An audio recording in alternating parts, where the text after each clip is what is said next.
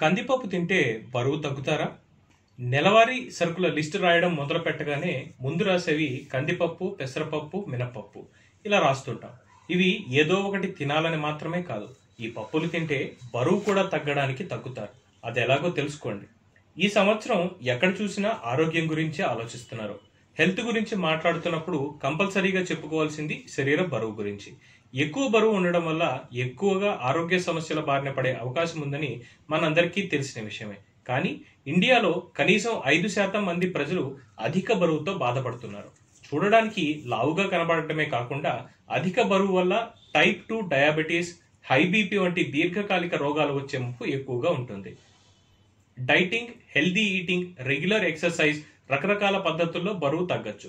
కొంతమంది చాలా తొందరగా బరువు తగ్గగలిగితే మరికొంతమందికి అది కొంచెం ఎక్కువ టైం పడుతుంది. రెగ్యులర్ గా వ్యాయామం చేస్తూ హెల్దీ డైట్ తీసుకోవడం బరువు తగ్గడానికి చాలా అవసరం. ఏది చేయకపోయినా రెండోది పని చేయదు.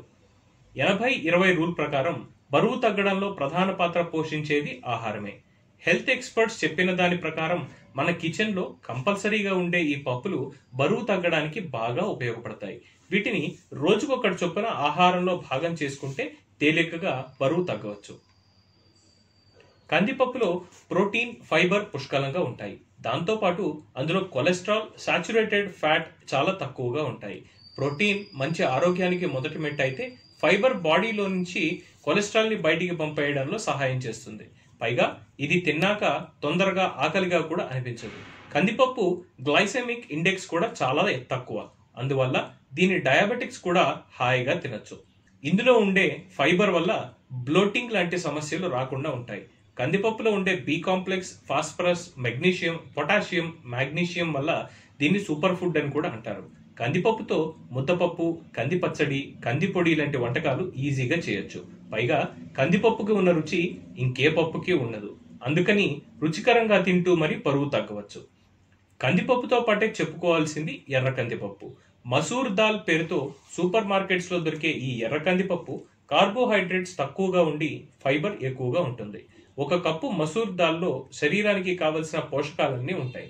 ఈ పప్పు తిన్నాక చాలాసేపటి వరకు పొట్ట నిండుగా ఉండి త్వరగా ఇంకేమీ తినాలని అనిపించదు. ఇందులో ఉండే protein, essential amino acids, vitamin B1 అన్ని బరువు తగ్గడానికి సహకరిస్తాయి. పొట్టు తీయని హోల్ మసూర్ దాల్ కూడా ఇందుకు ఉపయోగిస్తుంది. మసూర్ పులావ్ పిల్లలకి పెద్దలకి కూడా చాలా ఇష్టమైన ఫుడ్. పెసరపప్పు లేదా పెసలు ప్రోటీన్తో సమృద్ధమైనవి.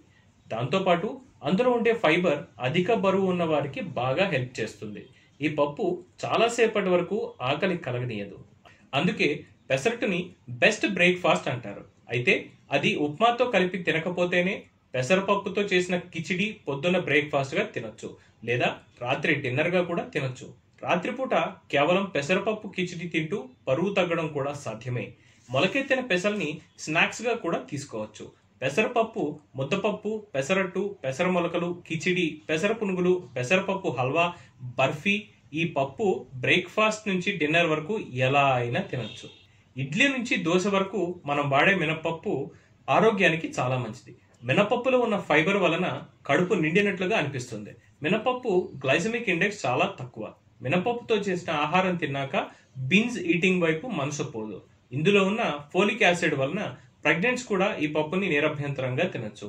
ఇందులో ఉండే ఐరన్ వల్ల ఆక్సిజన్ శరీరానికి అంతటికీ అందుతుంది. దాంతో చురుకుదనం పెరుగుతుంది. అది సహజంగానే బరువు తగ్గడానికి దారితీస్తుంది.